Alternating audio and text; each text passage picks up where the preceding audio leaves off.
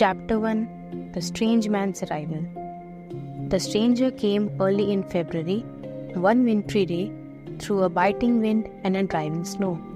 The last snowfall of the year, over the down, walking from Bramblehurst railway station and carrying a little black portmanteau in his thickly gloved hand.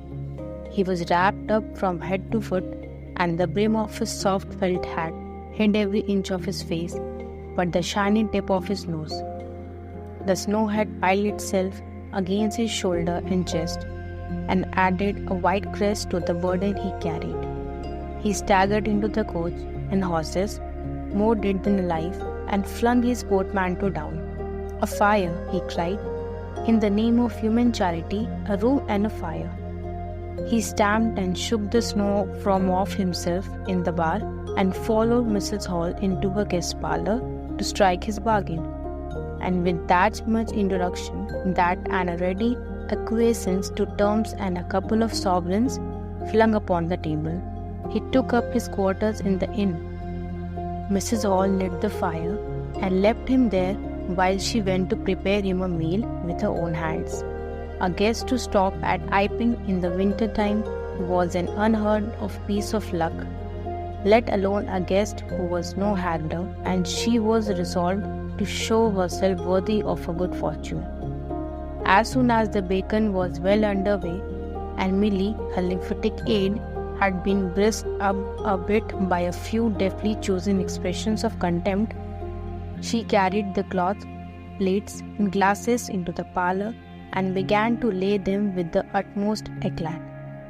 Although the fire was burning up briskly, she was surprised to see that her visitor still wore his hat and coat, standing with his back to her and staring out of the window at the falling snow in the yard. His gloved hands were clasped behind him, and he seemed to be lost in thought. She noticed that the melting snow that still sprinkled his shoulders dripped upon her carpet. "Can I take your hat and coat, sir?" she said, "and give them a good dry in the kitchen?" "No," he said without turning. She was not sure she had heard him and was about to repeat her question. He turned his head and looked at her over his shoulder.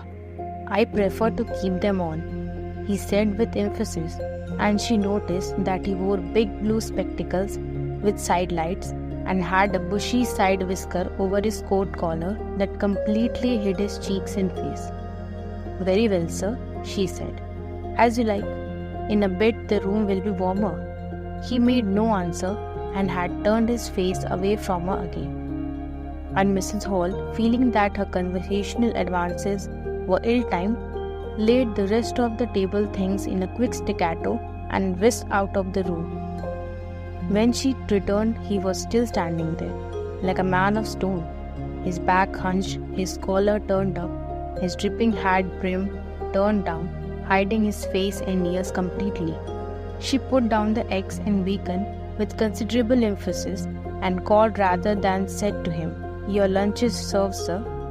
"Thank you," he said at the same time, and did not stir until she was closing the door. Then he hung round and approached the table with a certain eager quickness. As she went behind the bar to the kitchen, she heard a sound repeated at regular intervals. Chug, chug, chug, it went, the sound of a spoon being rapidly whisked round a basin. "That girl," she said. "There, I clean forgot it. It's her being so long," and while she herself finished mixing the mustard, she gave Milly a few verbal stabs for her excessive slowness. She had cooked the hams and eggs, laid the table, and done everything, while Milly, help indeed, had only succeeded in delaying the mustard. And him a new guest and wanting to stay. Then she filled the mustard pot and putting it with a certain stateliness upon a gold and black tea tray, carried it into the parlour. She rapped and entered promptly. As she did so, her visitor moved quickly, so that she got but a glimpse of a white object disappearing behind the table. It would seem he was picking something from the floor. She rapped down the mustard pot on the table, and then she noticed the overcoat and hat had been taken off and put over a chair in front of the fire, and a pair of wet boots threatened rust to her steel fender. She went to these things resolutely. "I suppose I may have them to dry now," she said in a voice that brooked no denial. "Leave the hat," said the visitor, in a muffled voice, and turning, she saw he had raised his head and was sitting and looking at her. For a moment, she stood gaping at him, too surprised to speak. He held a white cloth. It was a serviette he had brought with him, over the lower part of his face, so that his mouth and jaws were completely hidden, and that was the reason of his muffled voice. But it was not that which startled Mrs. Hall. It was the fact that all his forehead, above his blue glasses, was covered by a white bandage, and that another covered his ears, leaving not a scrap of his face exposed excepting only his pink peaked nose. It was bright pink and shiny, just as it had been at first. He wore a dark brown velvet jacket with a high black linen-lined collar turned up about his neck. The thick black hair, escaping as it could below and between the cross bandages, projected in curious tails and horns, giving him the strangest appearance conceivable. This muffled and bandaged head was so unlike what she had anticipated that for a moment she was rigid. He did not remove the serviette, but remained holding it, as she saw now, with a brown gloved hand, and regarding her with his inscrutable blue glasses. "Leave the hat," he said, speaking very distinctly through the white cloth. Her nerves began to recover from the shock they had received. She placed the hat on the chair again by the fire. "I didn't know, sir," she began that, and she stopped embarrassed. "Thank you," he said drily, glancing from her to the door and then at her again. "I'll have them nicely dried, sir, at once," she said, and carried his clothes out of the room. She glanced at his white swathed head and blue goggles again as she was going out of the door, but his napkin was still in front of his face. She shivered a little as she closed the door behind her, and her face was eloquent of her surprise and perplexity. "I never," she whispered. "There." She went quite softly to the kitchen, and was too preoccupied to ask Millie what she was messing about with now. When she got there, the visitor sat and listened to her retreating feet. He glanced inquiringly at the window before he removed his serviette, and resumed his meal. He took a mouthful, glanced suspiciously at the window, took another mouthful, then rose, and taking the serviette in his hand, walked across the room and pulled the blind down to the top of the white muslin that obscured the lower panes. This left the room in a twilight. This done, he returned with an easier air to the table and his meal. "The poor souls had an accident or an operation or something," said Mrs. Hall.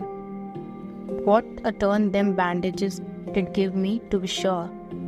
She put on some more coal, unfolded the clothes shoes, and extended the traveller's coat upon this. And the goggles. Why, he looked more like a driving helmet than a human man. She hung his muffler on a corner of the house, and holding that handkerchief over his mouth all the time, talking through it. Perhaps his mouth was hurt too, maybe. She turned round as one who suddenly remembers. "Bless my soul alive," she said, going off at a tangent. "Aren't you done them taters yet, Millie?" When Mrs. Hall went to clear away the stranger's lunch, her idea that his mouth must also have been cut or disfigured in the accident she supposed him to have suffered, was confirmed, for he was smoking a pipe, and all the time that she was in the room he never loosened his silk muffler he had wrapped round the lower part of his face to put the mouthpiece in his lips. Yet it was not forgetfulness, for she saw he glanced at it as it smouldered out.